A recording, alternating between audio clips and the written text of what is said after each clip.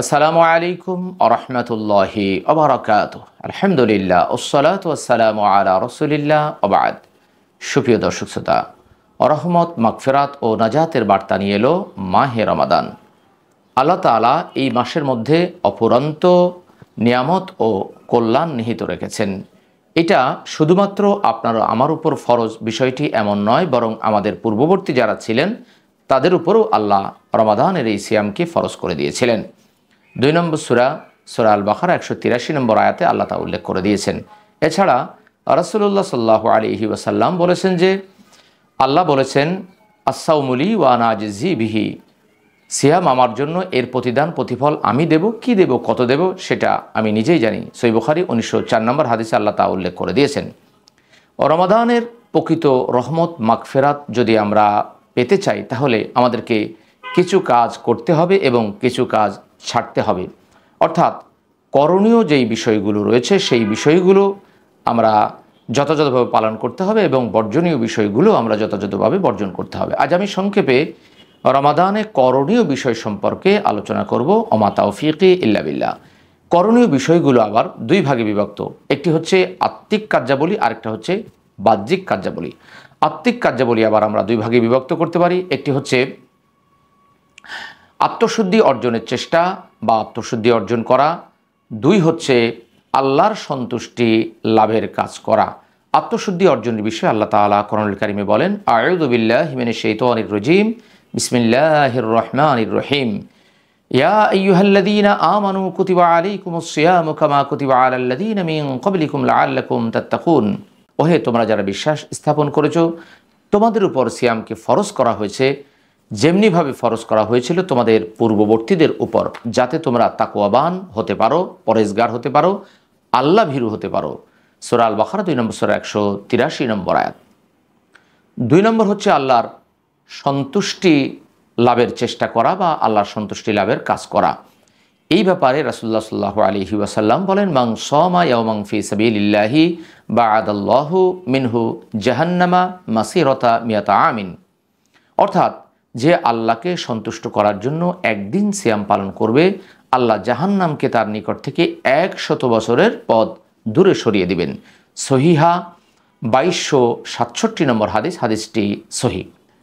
অর্থাৎ এর মাধ্যমে আমরা আত্মিক দুটি বিষয়কে জানতে পারলাম, অর্থাৎ কিভাবে আমাদের অন্তর এবং আভ্যন্তরীণ বিষয়কে আমরা ডেভেলপ করতে পারি, পরিশুদ্ধ করতে পারি।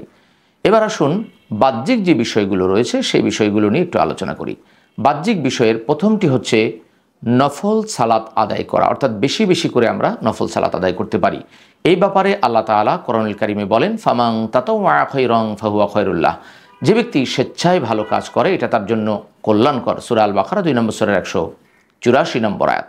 আমরা স্বেচ্ছায় বেশি বেশি করে নফল সালাত আদায় করতে পারি।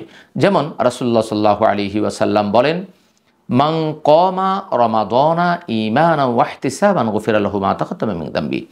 যে ব্যক্তি ঈমান সহ ইহতিসাবের সাথে, অর্থাৎ আত্মশুদ্ধির নিয়তির সাথে রমাদানে কিয়াম করবে, আল্লাহ তার পূর্বের সমস্ত গুনাহ ক্ষমা করে দিবেন। সহিহ বুখারী হাদিস নাম্বার 38। এখানে পূর্বের সমস্ত গুনাহ ক্ষমা করে দেওয়ার অর্থ হচ্ছে সগীরা গুনাহ, কেননা কবিরা গুনাহের জন্য তাওবা শর্ত। 4 নম্বর সূরা নিসা 31 নম্বর আয়াত, 25 নম্বর সূরা আল ফুরকান 68, 69, 70 নম্বর আয়াত। 2 নম্বর হচ্ছে বেশি বেশি করে কোরআন তেলাওয়াত করা। যেহেতু এটি কোরআন নাজিলের মাস, আল্লাহ তাআলা এই বিষয়ে বলেন, শাহরু রমাদান আল্লাযী উনজিলা ফীহিল কুরআনু হুদাল লিন্নাস। রমাদান মাস যাতে নাজিল করা হয়েছে কোরআন মানব জাতির হেদায়েতের জন্য। সূরা আল বাকারা 2 নম্বর সূরা 185 নম্বর আয়াত। 3, সাহারি খাওয়া। আমরা অনেকেই আমাদের স্বাস্থ্যের দিকে তাকিয়ে বা সময়ের দিকে তাকিয়ে সাহারি খাই না, অথচ রাসূলুল্লাহ সাল্লাল্লাহু আলাইহি ওয়াসাল্লাম বলেছেন যে তাসাহহারু ফাইন্না ফিস সাহুরি বারাকা। তোমরা সাহারি খাও, কারণ সাহারিতে বারাকা বা বরকত রয়েছে। সহিহ বুখারী হাদিস নাম্বার 1923, হাদিসটি সহিহ। অর্থাৎ আমরা সময় মতো সাহারি খাবো। এই বিষয়ে আল্লাহ তাআলা কোরআনুল কারীমে বলেন, আস-সাবিরিনা ওয়াস-সাদিকিনা ওয়াল-কানিতিনা ওয়াল-মুনফিকিনা ওয়াল-মুস্তাগফিরিনা বিল আসহার। যারা ধৈর্যশীল, সত্যবাদী, আনুগত্যশীল, ব্যয়কারী এবং শেষ রাতে ক্ষমা প্রার্থনাকারী। 3 নম্বর সূরা আলে ইমরান 17 নম্বর আয়াত। শেষ সাথে যদি আমরা সাহারি খাই, ওই সময় আমরা আল্লাহর কাছে ক্ষমা প্রার্থনাও করতে পারি, একটা সময় আমাদের জন্য যায়। 4, ইফতার করা। রাসূলুল্লাহ সাল্লাল্লাহু আলাইহি সাল্লাম বলেছেন, সায়েমের জন্য অর্থাৎ সিয়াম পালনকারীর জন্য আনন্দঘন মুহূর্ত হচ্ছে দুটি, একটি হলো ইফতারের সময় আর অপরটি হলো তার রবের সাথে সাক্ষাতের সময়। সহিহ মুসলিম হাদিস নাম্বার 1151, হাদিসটি সহিহ। 5, তারাবির সালাত আদায় করা। এই ব্যাপারে রাসূলুল্লাহ সাল্লাল্লাহু আলাইহি সাল্লাম বলেন, মান কামা রমাদানা ঈমানান ওয়া ইহতিসাবান গুফিরা লাহু মা তাকাদ্দামা মিন যামবি। যে ব্যক্তি ঈমানের সাথে ও ইহতিসাব সহকারে, আত্মশুদ্ধি সহকারে রমাদানে কিয়াম করবে, আল্লাহ তার পূর্বের সমস্ত সগীরা গুনাহ ক্ষমা করে দিবেন। সহিহ বুখারী হাদিস নাম্বার 38।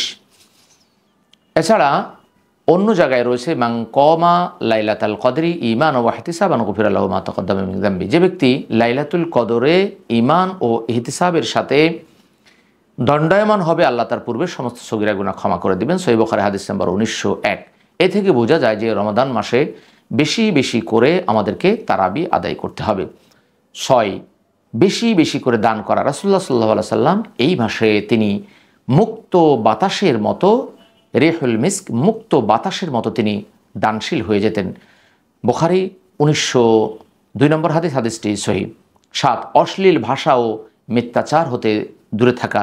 রাসূলুল্লাহ সাল্লাল্লাহু আলাইহি সাল্লাম বলেন, যখন তোমাদের কারো কাছে সিয়ামের দিন আসবে বা সিয়ামের দিন হবে, সে যেন অশ্লীল ভাষা প্রয়োগ না করে ও হই হট্টগোল না করে। আর যদি কেউ হট্টগোল বা তার সাথে বাদানুবাদ ঝগড়া করতে আসে, সে যেন বলে, আমি সিয়াম পালনকারী তথা রোজাদার। সহিহ বুখারী হাদিস নাম্বার 1894, হাদিসটি সহিহ।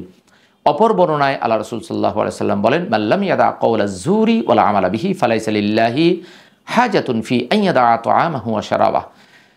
যদি কোনো ব্যক্তি মিথ্যা কথা বলা ও তদনুযায়ী আমল করা পরিহার না করতে পারে, তাহলে তার শুধুমাত্র পানাহার ত্যাগ করায় আল্লাহর কোনো প্রয়োজন নেই, অর্থাৎ সে শুধুমাত্র উপোস থাকবে, এটা আল্লাহ চায় না। সহিহ বুখারী হাদিস নম্বর 1903, হাদিসটি সহিহ। 8, ইতেকাফ করা। ইতেকাফের বিষয়ে কয়েকটি আয়াত রয়েছে, যেমন 2 নম্বর সূরা সূরা আল বাকারা 125 নম্বর আয়াত, 2 নম্বর সূরা সূরা আল বাকারা 187 নম্বর আয়াত ইত্যাদি। আয়েশা রাদিয়াল্লাহু আনহা হতে বর্ণিত, তিনি বলেন, নবী সাল্লাল্লাহু আলাইহি সাল্লাম রমজানের শেষ দশকে মহান আল্লাহ তাকে মৃত্যু দান করা পর্যন্ত তিনি ইতেকাফ করেছেন। সহিহ বুখারী হাদিস নাম্বার 2025, হাদিসটি সহিহ। অর্থাৎ বেশি বেশি করে আমাদেরকে ইতেকাফ করতে হবে। রমজানের শেষ দশকে যাদের তৌফিক রয়েছে, প্রত্যেকেই চেষ্টা করব আমরা ইতেকাফ করার জন্য। 9, শেষ দশকে ইবাদতে লিপ্ত হওয়া। রাসূলুল্লাহ সাল্লাল্লাহু আলাইহি সাল্লাম কদরের রাত্রি তালাশ করতেন রমজানের শেষ দশকে বেজর রাত্রিগুলোতে। সহিহ বুখারী হাদিস নাম্বার 2020, হাদিসটি সহিহ। আয়েশা রাদিয়াল্লাহু আনহা বলেন, রমজানের শেষ দশকে রাসূলুল্লাহ সাল্লাল্লাহু আলাইহি সাল্লাম স্বয়ং রাত্রি জাগরণ করতেন এবং পরিবার পরিজনকেও জাগিয়ে দিতেন, আর ইবাদতের জন্য কোমর তিনি কষে বাঁধতেন। সহিহ বুখারী হাদিস নাম্বার 2024, হাদিসটি সহিহ। ফিতরা প্রদান করা।